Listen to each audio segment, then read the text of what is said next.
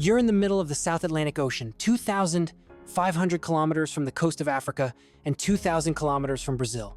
There isn't a single continent on the horizon. There's nothing, just water stretching endlessly in every direction, as far as the eye can see. Then, out of nowhere, an island appears. Black cliffs plunge straight into the sea. Towering rock faces rise as high as 600 meters. It looks like a landmass forged in anger, pushed up from the ocean floor by volcanic eruptions that began more than 14 million years ago. As the oceanic crust drifted over a hotspot deep within the Earth's mantle, molten rock rose higher and higher until it finally broke through the surface, as if declaring, "I exist." This island is called Saint Helena, 122 square kilometers of rock, mountains, and forests in the very heart of the South Atlantic. The nearest inhabited land is over 2,000 kilometers away. There are no roads leading here, no bridges, no tunnels. For centuries, the only way to reach the island was by ship, and the ship didn't arrive when you wanted it to. It arrived when it could. If something goes wrong here, there's no rescue helicopter waiting nearby, no hospital just 40 minutes away, no quick escape, none. And yet, 4,500 people have chosen to stay. They built their lives on this lonely piece of rock in the middle of the ocean. They raised children here. They buried their loved ones here. Every day, they look out at an endless horizon of water and say, "This is my home." But why? What is it about this place that holds people so tightly? What is the real story of Saint Helena, the island the world knows because of Napoleon, but whose people, secrets, and soul have rarely been told? That's exactly what you're about to discover. But before we continue, I need just a second. If this kind of content somehow found its way to you, if forgotten places like this fascinate you, subscribe to the channel, leave a like on this video, and tell me in the comments which city you're watching from. I'd love to know where the people who still care about the places the world has forgotten are coming from. Now, let's step onto this extraordinary island. Saint Helena covers just 122 square kilometers. To give you some perspective, the city of Sao Paulo covers roughly 1,521 square kilometers. Saint Helena is smaller than many towns around the world. Yet within those 122 square kilometers lies an entire world that most people will never see. The climate here refuses to follow simple rules. Along the coast, temperatures can climb to 28 degrees Celsius, 82 degrees Fahrenheit. But the island is mountainous. Its highest point, Diana's Peak, rises 818 meters above sea level. As you climb, the weather changes dramatically. In the highlands, temperatures can drop to 10 degrees Celsius, 50 degrees Fahrenheit. Fog rolls in without warning, drifting over the hills like a living thing, swallowing the vegetation, erasing the horizon, and turning a bright afternoon into something cold, mysterious, and almost surreal. The trade winds blow constantly, and constantly is the right word. The wind never seems to rest on Saint Helena. It arrives from the southeast carrying moisture from the Atlantic. When it collides with the island's mountainous terrain, it rises, cools, and releases rain on the windward side, while the leeward side remains dry, warm, and almost desert-like. In just a few kilometers, you can travel from lush tropical greenery to landscapes that resemble a semi-arid wilderness. That's what Saint Helena is like. Contradictory, complex, and far larger on the inside than it appears from the outside. But before we explore the island itself, we need to understand how the world first discovered it. The year was 1502.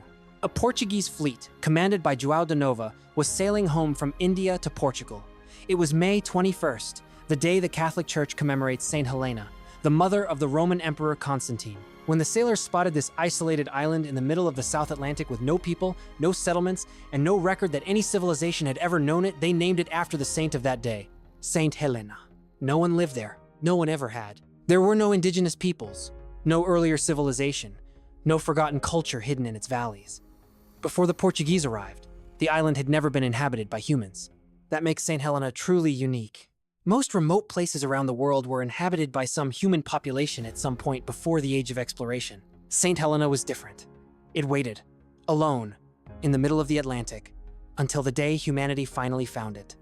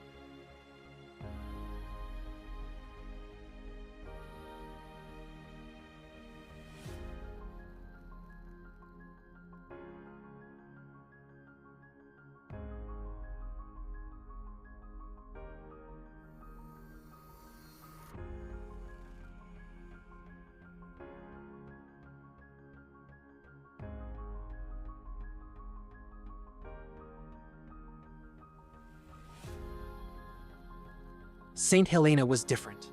The Portuguese used the island as a resupply station along the sea routes to India. They planted fruit trees, released goats to provide a steady source of meat, and built basic facilities. For decades, the island remained under Portuguese control without ever being officially colonized, serving simply as a remote stopover in the middle of the ocean. Then, in 1588, the English arrived. After decades of territorial disputes, Saint Helena was officially claimed by the British East India Company in 1659, becoming one of the company's first overseas possessions outside India. Think about that for a moment. Not the British government, a private corporation. A private company governed an entire island, its people, its laws, and its economy for nearly 2 centuries. Imagine that. A corporation exercising the powers of a government over an entire territory and everyone living there. Saint Helena actually lived through that reality. But the event that truly placed Saint Helena at the center of world history happened in 1815.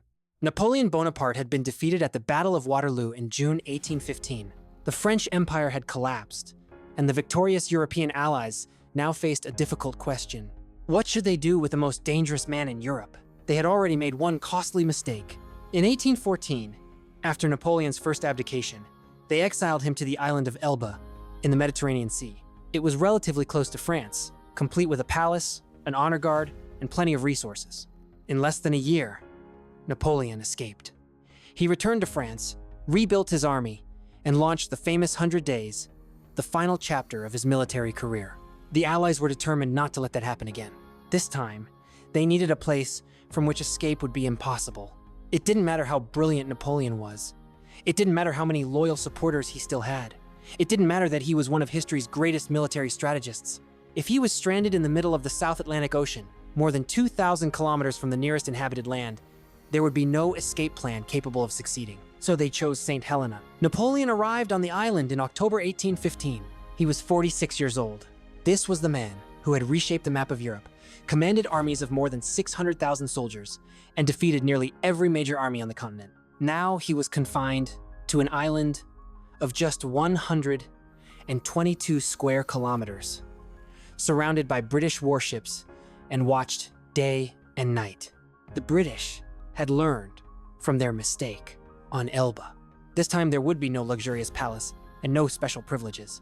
Napoleon was housed at Longwood House, a residence that he himself described as damp, cold, and unhealthy. The constant mist from the island's highlands seeped through the walls. The wind never stopped blowing. The isolation was absolute. Historians still debate what exactly caused Napoleon's death. He died on the 5th of May, 1821, at the age of 51. The official cause of death was recorded as stomach cancer. But in 1961, a new theory emerged.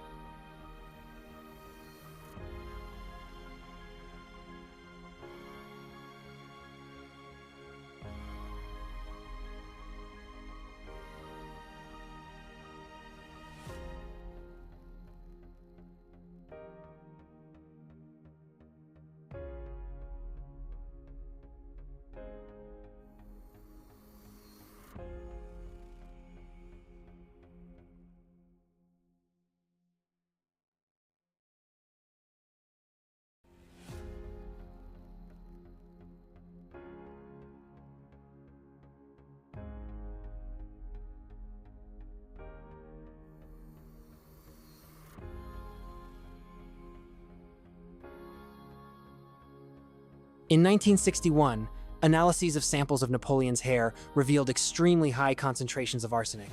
Then, in 2008, new tests confirmed those findings. The arsenic levels detected were 10 to 38 times higher than what is considered normal.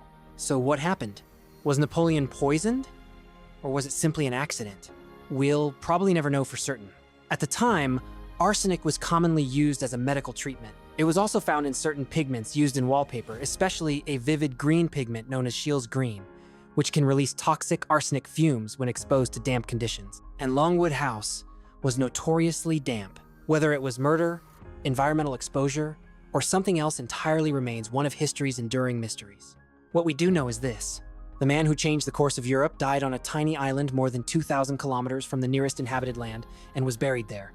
His body remained on Saint Helena for 19 years, until 1840, when it was returned to Paris, where it still rests today beneath the dome of Les Invalides. But the island remained, and that's where the real story begins. Napoleon's story is fascinating, but the lives of the people who call St. Helena home today are the true heart of this documentary. Today, the island is home to roughly 4,500 people. To put that into perspective, that's fewer people than live in many neighborhoods of a medium-sized city. Yet those 4,500 residents live in one of the most isolated places on Earth, and that isolation has shaped every aspect of who they are. The people of St. Helena call themselves saints. The name isn't a religious title, even though the Anglican Church has had a strong historical presence on the island. It's simply what the islanders call themselves. The saints don't fit neatly into any single ethnic or cultural category. They are descendants of British settlers, enslaved Africans, Indians, Chinese, Malays, Portuguese, and many other peoples. Over centuries of isolation, these cultures blended together in a way found nowhere else on Earth, creating an identity that is uniquely their own. Their language is English, but with an accent so distinctive that linguists travel to the island specifically to study it. The St. Helena accent preserves elements of English from the 16th and 19th centuries that have disappeared everywhere else in the English-speaking world. Listening to it is like hearing a living fragment of a language that time forgot. The local cuisine reflects the island's rich cultural heritage.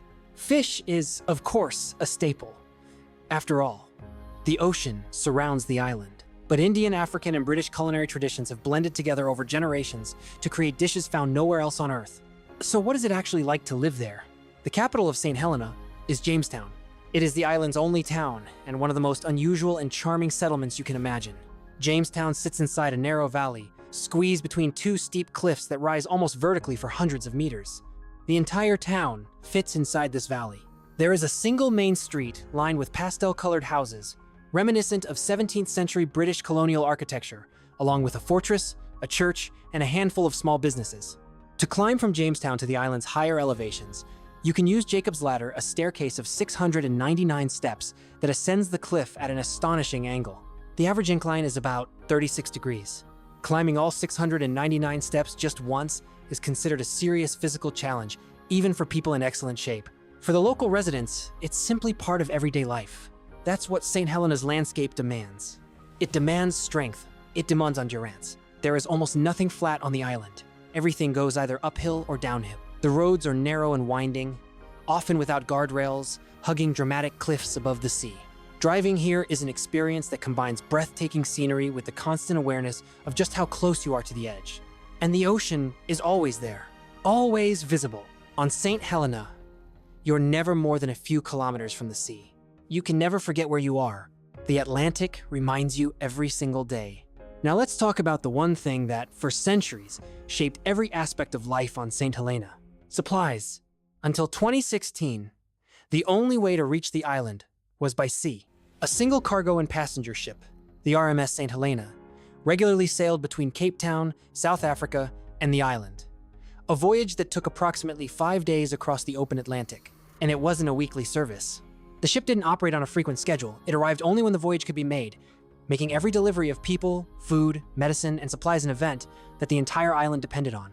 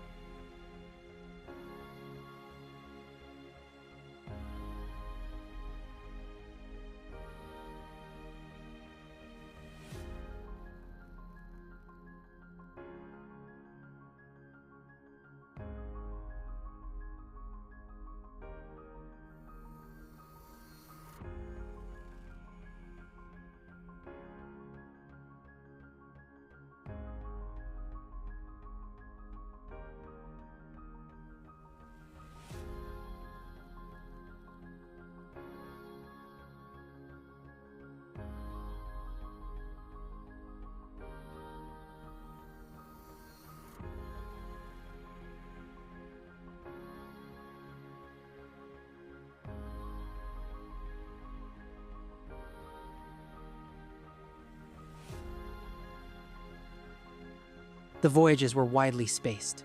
Months could pass between arrivals. Everything that reaches Saint Helena comes by seafood, medicine, fuel, construction materials, clothing, electronics, and virtually everything else. When the supply ship is delayed, the effects are felt almost immediately. Supermarket shelves begin to empty. Certain products disappear for weeks. The island adapts. People substitute what they can, improvise, and learn to live without things that most of us take for granted. And if you're on St. Helena and need a medical procedure that's beyond the capabilities of the island's small hospital, there is only one option. You board a ship and travel for about 5 days to South Africa. There is no alternative. A medical emergency on St. Helena demands decisions that are completely different from those most of us are used to making. For most people, an emergency means calling an ambulance and reaching a hospital within minutes. On St. Helena, it can mean preparing for a multi-day journey across the open ocean before specialized treatment is even possible. That changes the way people think. It changes their relationship with risk. It changes what it means to feel safe. Then, in 2016, after decades of planning and construction, St. Helena Airport finally opened. Built at a cost of roughly £256 million, it became one of the most expensive infrastructure projects per resident ever undertaken. That's more than £56,000 for every person living on the island. It was supposed to transform life on St. Helena forever. But there was one major problem. The airport was completed. The runway was ready. Commercial airlines scheduled their flights. And then they discovered something unexpected. Powerful wind shear, sudden, unpredictable changes in wind speed and direction close to the ground made regular operations unsafe for many commercial aircraft. The airport that had cost more than £250 million opened with only extremely limited commercial service. Think about the irony. After centuries of isolation, the island finally invested enormous resources to build a permanent connection to the outside world. Yet the very force that has always shaped St. Helena, the wind, refused to cooperate. The same winds that define the island's landscape also prevented the airport from operating as originally planned. It's a painful irony, and it's completely true. But it's impossible to talk about St. Helena without talking about the sea. The ocean isn't just a backdrop here. It's one of the main characters in the island's story. The waters surrounding St. Helena lie along one of the South Atlantic's most important migration routes for humpback whales. Between October and April, humpbacks pass through these waters, and some come close enough to be seen directly from the shoreline. Sea turtles, white-tip reef sharks, manta rays, dolphins. The waters around St. Helena are extraordinarily rich in marine life. One reason is its extreme isolation. Large-scale commercial fishing has never been practical here, allowing marine ecosystems to remain remarkably healthy. But the sea is also a constant threat. The currents surrounding the island can be unpredictable and dangerous. St. Helena has no deep-water harbor.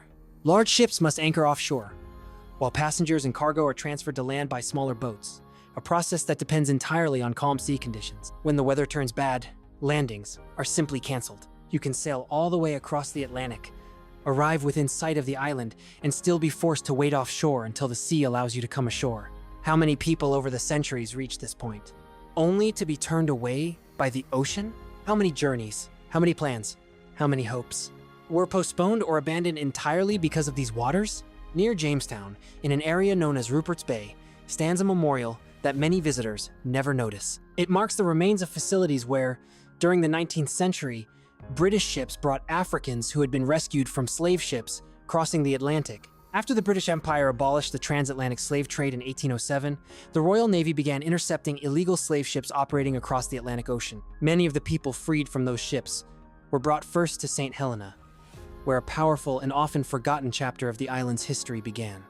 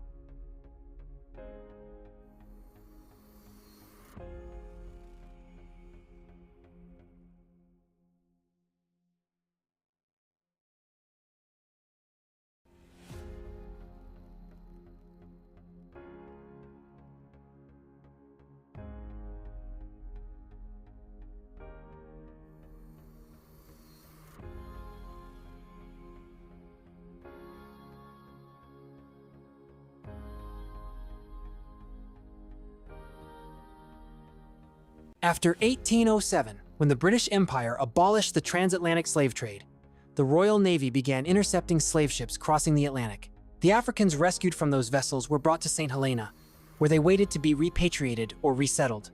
Between 1840 and 1872, it is estimated that more than 26,000 Africans passed through Saint Helena under these circumstances. Many never survived. Some died during the voyage. Others succumbed to diseases they had contracted aboard the slave ships. Then, in 2006 and the years that followed, construction work in Rupert's Bay uncovered a forgotten cemetery. Archaeologists discovered the remains of more than 850 people. Analysis showed that many were young adults. Some were still children. They were Africans who died on the journey toward a freedom they barely had the chance to experience. The excavation was carried out with great care. The remains were treated with dignity and respect. Part of the cemetery has been preserved as a memorial. It still stands today on Saint Helena, quiet, almost unknown to the outside world, guarding the memory of more than 850 lives that crossed the Atlantic in chains and died on an island they never even knew existed. The soil of Saint Helena holds many stories. Now let's climb higher. The island's central highlands, known locally as the Peaks, feel like a completely different world from the coast. The temperature drops. Mist drifts through the hills. The landscape becomes lush, green, and soaked with moisture. Large areas are covered with New Zealand flax, a plant introduced during the 19th century and cultivated extensively for its fiber, once one of the island's most important exports. And at Plantation House, the official residence of the governor of Saint Helena, lives one of the island's most extraordinary residents. His name is Jonathan. Jonathan is an Aldabra giant tortoise. He arrived on Saint Helena around 1882, already believed to be about 50 years old. That means he is now more than 190 years old, making him the oldest known living land animal in the world, according to Guinness World Records. Think about everything Jonathan has lived through. He was alive when Napoleon was still a recent memory, when steamships began replacing sailing ships, when electricity was little more than a scientific curiosity. He was alive when photography was invented, when the telephone was invented, when the Wright brothers made the first powered flight. He lived through both world wars.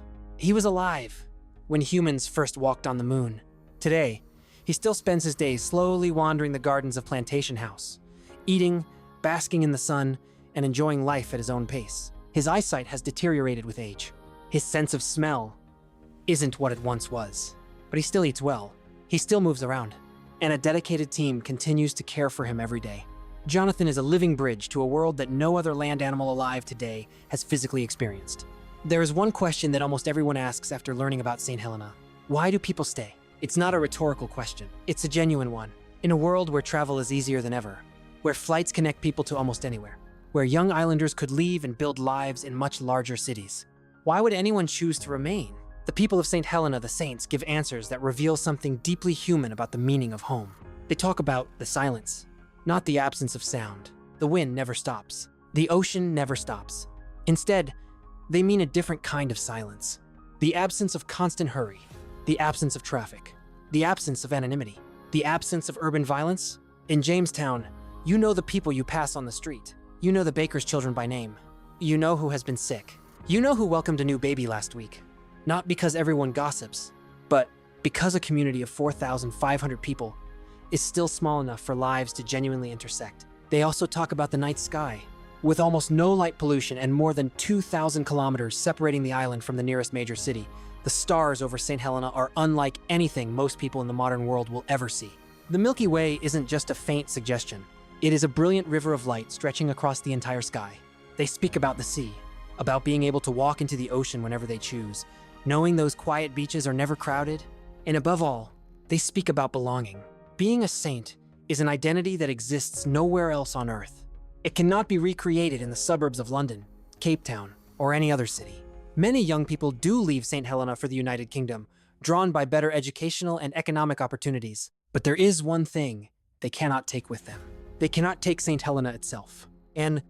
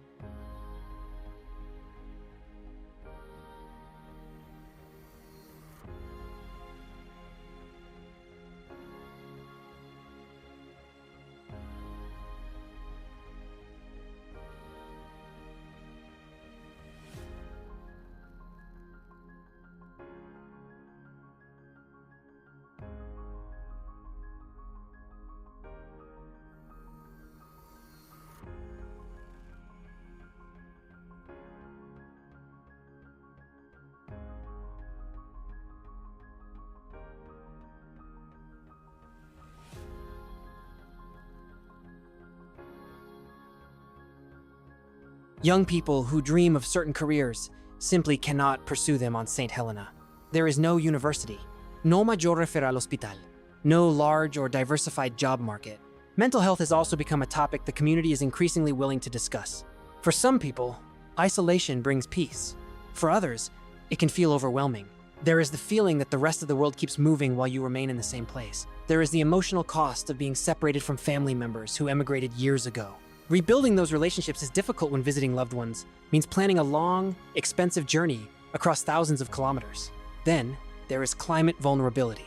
Saint Helena lies within the South Atlantic cyclone region, although it is affected less frequently than many Caribbean islands. Still, the island depends on a single port for virtually all of its supplies. Any disruption caused by severe weather or logistical problems can immediately affect everyday life. In ways that people living on continents rarely have to consider, Saint Helena remains profoundly vulnerable. There is one place on the island that to me captures the essence of everything Saint Helena represents. It's called High Knoll Fort. Perched about 600 meters above sea level, it occupies one of the highest accessible points on the island. The original fort dates back to the 18th century, although it has been rebuilt and expanded several times over the years. During Napoleon's era, it served as part of the island's defensive and military system. But what makes High Knoll Fort remarkable isn't its military history. It's the view. From the top, you can see nearly the entire island. You can watch the cliffs plunge into the Atlantic. You can look down on Jamestown, squeezed tightly into its narrow valley. You can see the plantations, the green hillsides, and the forests stretching across the slopes. And beyond all of it, nothing, no other land. No distant coastline, only the endless Atlantic Ocean, in every direction. Standing there is difficult to describe. It's not simply beautiful, it's physical. A sudden awareness of the true scale of our planet, and of how much of it is nothing but water, endless water.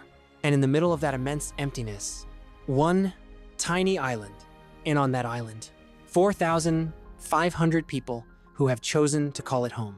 There is something quietly courageous about that choice. In 2002, the British Overseas Territories Act granted the people of Saint Helena full British citizenship. Before then, islanders held a special British status that did not automatically allow them to live and work in the United Kingdom. The new law changed everything. Almost overnight, opportunities that had once been out of reach became possible. The result was a significant wave of migration. Thousands of saints moved to the United Kingdom, particularly to places like Swindon, England, where a large Saint Helenian community eventually formed. The island's population, which had exceeded 6,000 people at various points during the late 20th century, began to decline. It created a complex and deeply emotional reality, a diaspora. Families divided between two homes separated by oceans and days of travel, an identity split between the island where you were born and the country whose passport you now carry, but whose culture often feels completely different from your own. And yet, many who left eventually returned. They experienced life in Britain. They found bigger cities, better career opportunities, higher salaries, but also a world that felt colder in every sense of the word. So they came back to the silence, back to the stars, back to the ocean, back to the feeling of belonging. An economist might call that an irrational decision, but not everything that gives life meaning can be measured by income, opportunity, or statistics. Sometimes, home is worth more than everything you leave behind.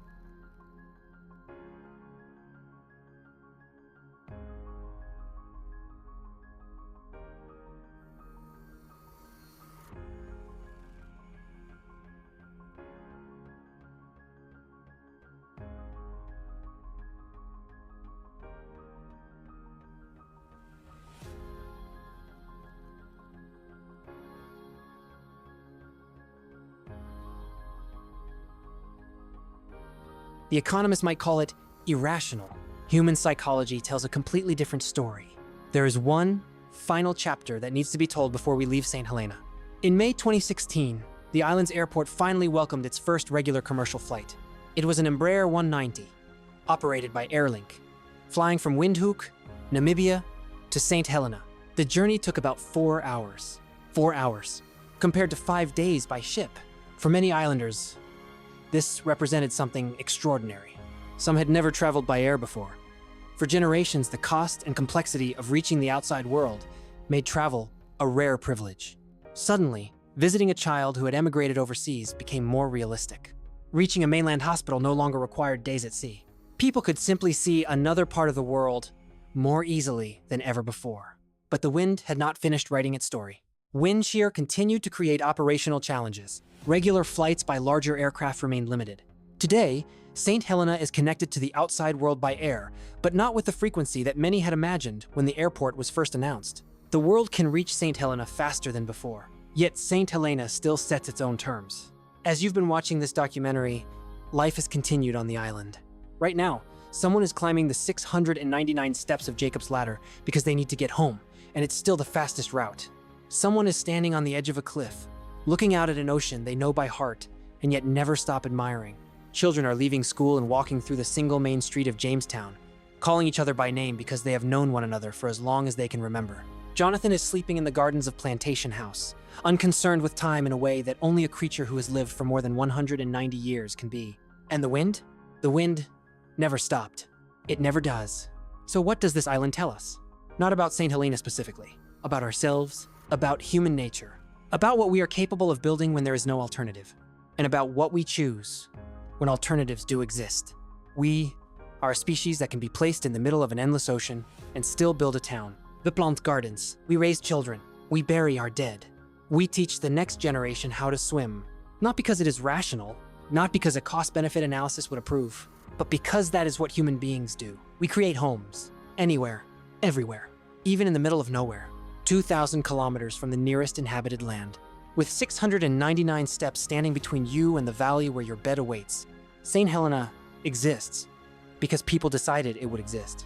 Because human beings looked at a piece of volcanic rock in the middle of the South Atlantic and declared it a place where entire lives would be lived, where people would love, where they would grieve, where they would belong. And while the rest of the world races forward at an impossible speed, while cities expand, while technology transforms daily life in real time, on Saint Helena, the wind blows much as it did when the Portuguese first arrived in 1502. The ocean remains the same ocean. The stars remain the same stars. And every night, thousands of islanders look up at that sky and think, this is where I belong. Can you imagine that? Can you imagine looking out at the same ocean every day of your life, in every direction, and still feeling that you are exactly where you are meant to be? Or perhaps the more difficult question is this: can you imagine the place in the world that would make you feel the same way? And with that, our journey comes to an end.